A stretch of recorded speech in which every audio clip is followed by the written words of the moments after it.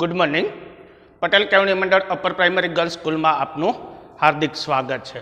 ધોરણ 8 સામાજિક વિજ્ઞાન વિષયમાં આજે આપણે ચેપ્ટર નંબર 5 શીખશું પ્રાકૃતિક આપો. હવે આપો એટલે શું? તો કે પ્રકૃતિને લગતી કોઈ પણ પ્રકારની આપત્તિ. આપત્તિ એટલે શું? તો કે માનવ જીવન રાબેતા મુજબ ચાલતું હોય અને એમાં આકસ્મિક કોઈ પણ પ્રકારની બને જેને આપણે આપત્તિ તરીકે ઓળખીએ છીએ. હવે 12મી માર્ચ 2011ના રોજ ક્રિષ્નાએ વર્તમાન પત્રમાં આવેલી સુનામી અને હોનારત વિશેના ચિત્રો જોયા. હવે સુનામી અને હોનારત વિશેના ચિત્રો જોયા પછી એણે શાળાએ જઈ અને એમના વર્ગ શિક્ષકને પ્રશ્ન કર્યો કે સર, આ જે વર્તમાન પત્રમાં જે સુનામી છે તો એ સુનામી એટલે શું? ત્યારે એના વર્ગ શિક્ષકે એમને જણાવ્યું કે સુનામી એટલે પ્રાકૃતિક આપત્તિ છે. તે પ્રાકૃતિક આપત્તિના મુખ્ય બે પ્રકાર છે, પૃથ્વીના આંતરિક ફેરફાર અને પૃથ્વીના બાહ્ય ફેરફાર. હવે પૃથ્વીના આંતરિક ફેરફાર એટલે શું? તો કે પૃથ્વીની સપાટીની અંદર જે પ્રકારે ફેરફારો સર્જાતા હોય એને આપણે પૃથ્વીના આંતરિક ફેરફાર તરીકે ઓળખીએ છીએ. હવે પૃથ્વીના બાહ્ય ફેરફાર એટલે શું? તો કે પૃથ્વીની સપાટીની બહાર કોઈ પણ પ્રકારની આપત્તિ સર્જાતી હોય એને આપણે પૃથ્વીના બાહ્ય ફેરફાર તરીકે ઓળખીએ છીએ. તો પૃથ્વીના આંતરિક ફેરફારોમાં આપણે કઈ કઈ આપત્તિનો સમાવેશ કરી શકશું? તો કે ભૂકંપ છે, જ્વાળામુખી છે, સુનામી છે. આ બધી આપત્તિ પૃથ્વીના પેટાળમાંથી ઉદ્ભવે છે, માટે એને પૃથ્વીના આંતરિક ફેરફાર તરીકે ઓળખી શકીએ છીએ.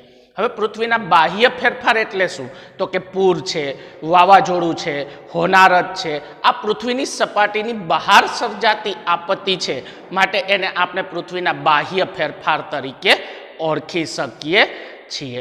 હવે ત્યાર પછી આપણને પૃથ્વીના આંતરિક ફેરફારો અને પૃથ્વીના આંતરિક ફેરફારોમાંની પહેલી આપત્તિ આપણને આપી છે ભૂકંપ. તો ભૂકંપ એટલે શું એના વિશે આપણે શીખીએ. વાત કરીએ આપણે ભૂકંપની. તો ભૂકંપ એટલે શું કે જેને અંગ્રેજીમાં આપણે અર્થક્વેક તરીકે પણ આપણે ઓળખી શકીએ છીએ. હવે ભૂકંપની પહેલા તો આપણે વ્યાખ્યા જોશું કે પૃથ્વીના પેટાળમાં થતા ઝડપી ભૂસંચલન અને દબાણને ભૂસપાટીનો અમુક નબળો ભાગ એકાએક વેગથી ધ્રુજી ઉઠે છે, જેને આપણે ભૂકંપ કહીએ છીએ.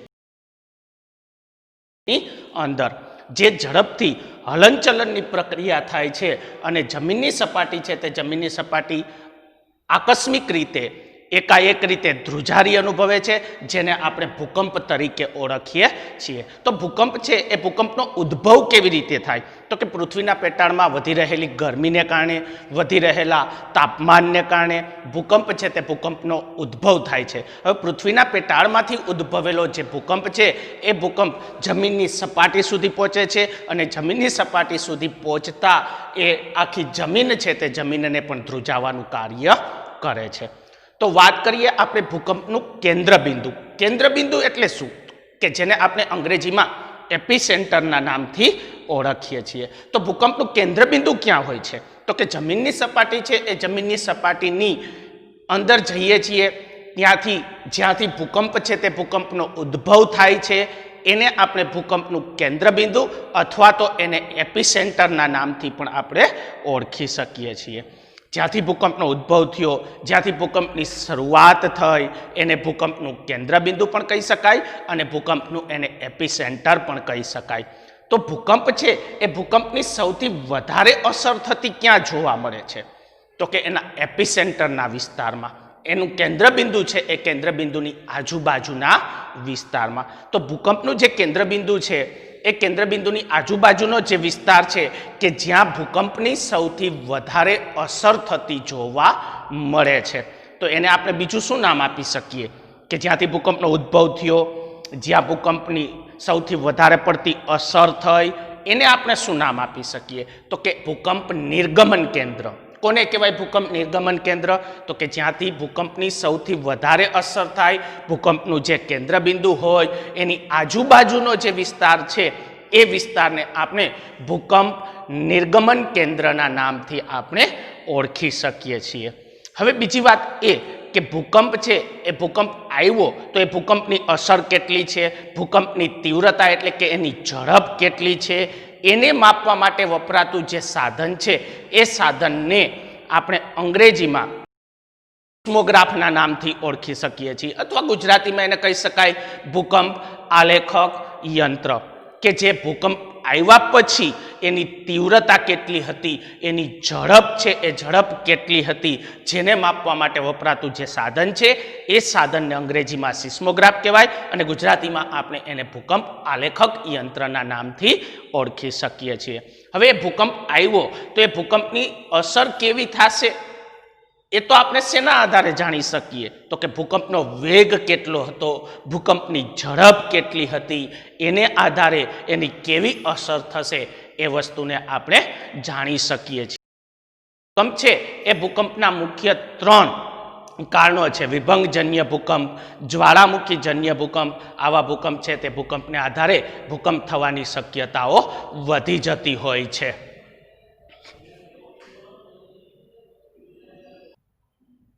ત્યાર પછી આપણે જોઈએ જ્વાળામુખી.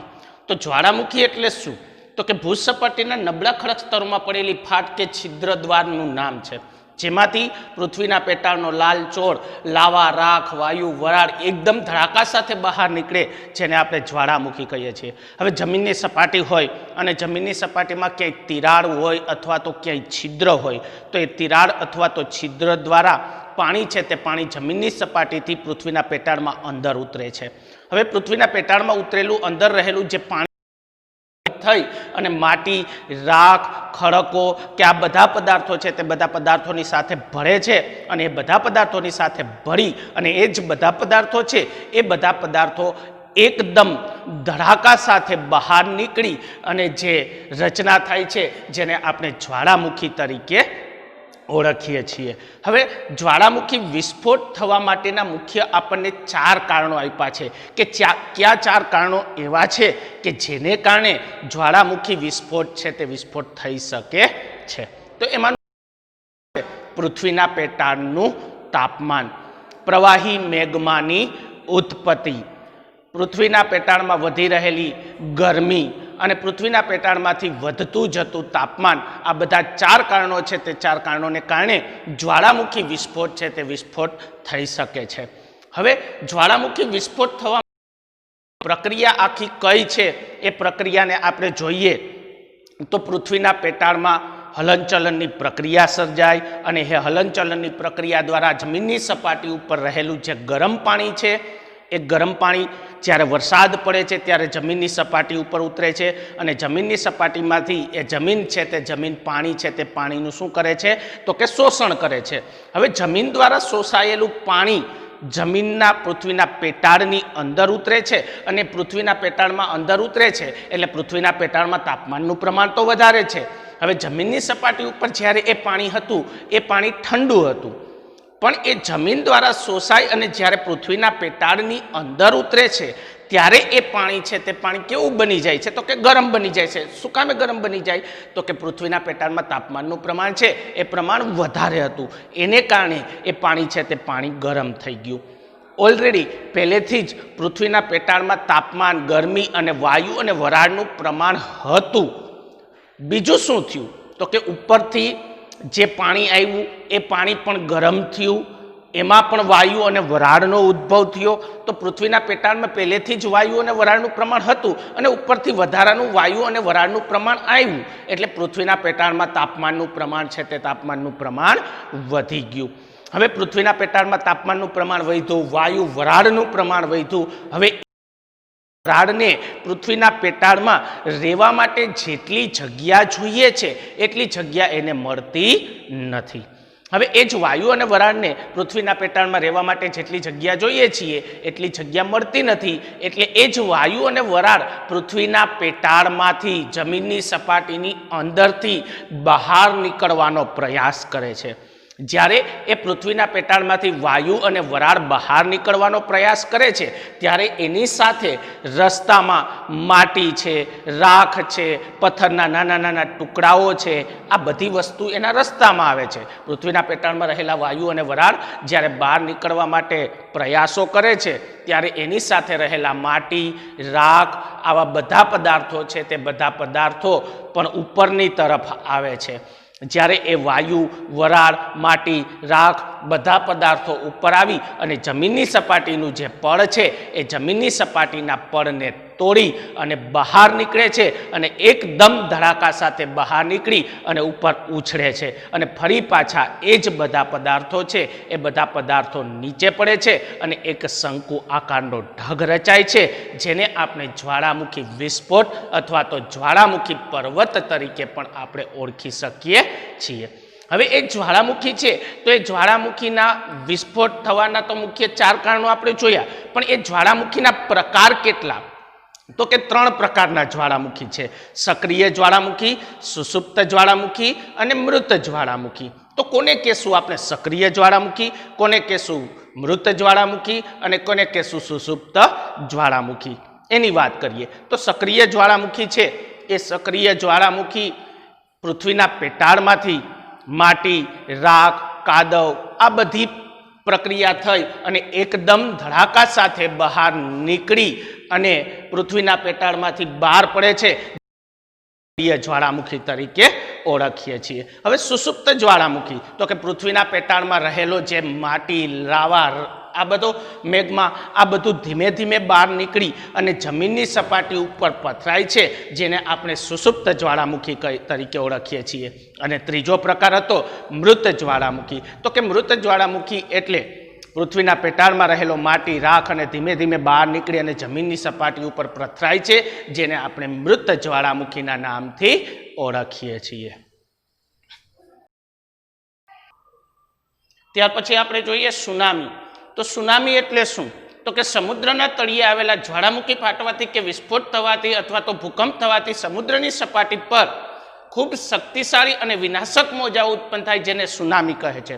જેમ પૃથ્વીની સપાટી ઉપર ભૂકંપ સર્જાય છે, જેમ પૃથ્વીની સપાટી ઉપર જ્વાળામુખી વિસ્ફોટ થાય છે, એ જ રીતે સમુદ્રના તળિયે પણ ઘણી વખત ભૂકંપ થાય છે અને સમુદ્રના તળિયે પણ જ્વાળામુખી વિસ્ફોટ થાય છે.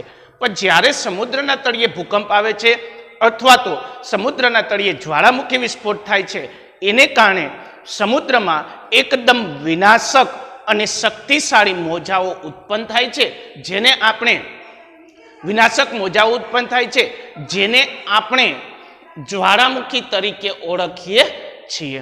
હવે સુનામી છે તો એ સુનામીને કારણે જે મોજાઓ ઉત્પન્ન થાય છે એ મોજાઓ ખૂબ જ શક્તિશાળી પણ હોય છે અને ઊંચા અને અસાધારણ લંબાઈના પણ હોય છે. હવે સુનામીને કારણે જે મોજાઓ ઉત્પન્ન થાય છે એ મોજાઓની લંબાઈ આશરે 700 થી 1100 કિલોમીટર જેટલી આપણને જોવા મળે છે. હવે એ મોજાઓ ખૂબ જ શક્તિશાળી પણ હોય છે અને સાથે સાથે વિનાશક પણ હોય છે.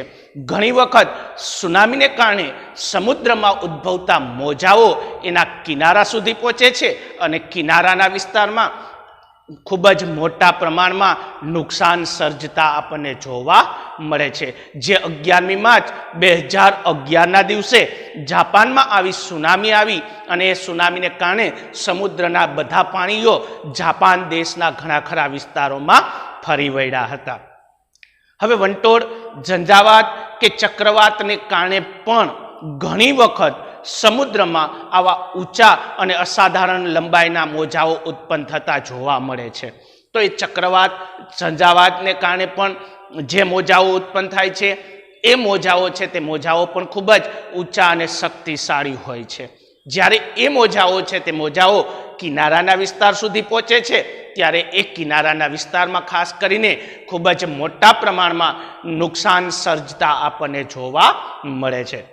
જ્યારે સુનામી આવે ત્યારે સમુદ્રમાં જે મોજાઓ ઉત્પન્ન થાય છે એ મોજાઓ થોડી વાર પૂરતા જ ખૂબ જ શક્તિશાળી હોય છે અને તોફાની હોય છે. પણ જ્યારે એ સુનામી છે તે સુનામી જતી રહે છે ત્યારે સમુદ્રના જે મોજાઓ છે તે મોજાઓ ફરી પાછા પોતાનું જે સ્વરૂપ છે તે સ્વરૂપ ધારણ કરી લે છે. એ મોજાઓની લંબાઈ છે તે લંબાઈ પણ ખૂબ જ વધી જતી હોય છે. ઘણી વખત એવું પણ બને કે સમુદ્રમાં ઉત્પન્ન થતા મોજાઓને કારણે સમુદ્ર કિનારે રહેલી કોઈ પથ્થર અથવા તો કોઈ પથ્થરની જે મોટી શિલાઓ છે તે શિલાઓ પણ એકાએક સમુદ્રમાં તૂટી પડે છે, જેને કારણે પણ સમુદ્રમાં ઉત્પન્ન થતા જે મોજાઓ છે તે મોજાઓ વિનાશક થાય છે। કારણ છે કે સમુદ્રમાંથી ઉત્પન્ન થતા જે મોજાઓ છે તે મોજાઓ કાયમીને માટે એક પથ્થર છે તે પથ્થરની સાથે અથડાતા હોય છે અને એ પથ્થરની સાથે અથડાય છે ત્યારે એની નીચે રહેલી જે માટી છે એ માટીનું દિવસે ને દિવસે ધોવાણ થતું જાય છે અને એ માટીનું ધોવાણ થવાને કારણે એ પથ્થર છે એ પથ્થર કે કોઈ શિલા છે તે શિલા સમુદ્રમાં તૂટી પડે છે અને એ સમુદ્રમાં જ્યારે તૂટી પડે છે ત્યારે સમુદ્રના મોજાઓ છે તે મોજાઓ કાયમીને માટે એની સાથે અથડાય છે। એને કારણે પણ સમુદ્રમાં ખૂબ જ ઊંચા અને વિનાશક મોજાઓ ઉત્પન્ન થતા આપણને જોવા મળે છે। ત્યાર પછીનો ટોપિક આપણે જોશું પૂર। તો પૂર એટલે શું? તો કે નદીમાં એકાએક ધસમસતા આવતા પાણીના પ્રવાહને પૂર કહે છે। ચોમાસાની સિઝન હોય અને ચોમાસાની સિઝન દરમિયાન નદીમાં જ્યારે વરસાદ પડે અને એ વરસાદને કારણે એકદમ વધારે પડતો પાણીનો પ્રવાહ છે તે પાણીનો પ્રવાહ પસાર થતો હોય જેને આપણે પૂર તરીકે ઓળખીએ છીએ। હાલના જ સમયમાં જોઈએ તો ચોમાસાની ઋતુ છે અને વધારે વરસાદ પડે છે અને વધારે વરસાદને કારણે હમણાં જ ઘણા ખરા વિસ્તારોમાં પૂરની એક સમસ્યા પણ સર્જાતી આપણને જોવા મળી હતી। તો પૂર છે એ પૂર આવવાના મુખ્ય બે પ્રકાર છે। એક તો ચોમાસાની ઋતુ દરમિયાન વધારે વરસાદ પડવાને કારણે પણ પૂર આવી શકે છે અને બીજું કારણ એ છે કે કોઈ નદી કે ડેમ તૂટવાને કારણે પણ પૂર આવી શકે છે। ચોમાસાની ઋતુમાં પણ પૂર આવે, શિયાળામાં પણ પૂર આવે, ઉનાળામાં પણ પૂર આવી શકે। ચોમાસાની ઋતુમાં કઈ રીતે પૂર આવે? તો કે નદીનો ઉપરવાસનો વિસ્તાર હોય અને એ નદીના ઉપરવાસના વિસ્તારમાં એક સામટો ભારે વરસાદ પડવાને કારણે પણ ચોમાસાની ઋતુ દરમિયાન નદીમાં પૂર આવી શકે છે। એ સિવાય આપણે વાત કરી કે શિયાળામાં પણ પૂર આવી શકે, ઉનાળામાં પણ પૂર આવી શકે। તો શિયાળા અને ઉનાળાની ઋતુમાં કઈ રીતે પૂર આવી શકે? તો કે કોઈ નદી ઉપર બંધ બાંધવામાં આવ્યો હોય, કોઈ ડેમ બાંધવામાં આવ્યો હોય તો એ ડેમ તો એવું નથી કે ચોમાસાની ઋતુ દરમિયાન જ તૂટી પડે। ચોમાસામાં પણ તૂટે, શિયાળામાં પણ તૂટે અને ઉનાળાની ઋતુ દરમિયાન પણ તૂટી પડે।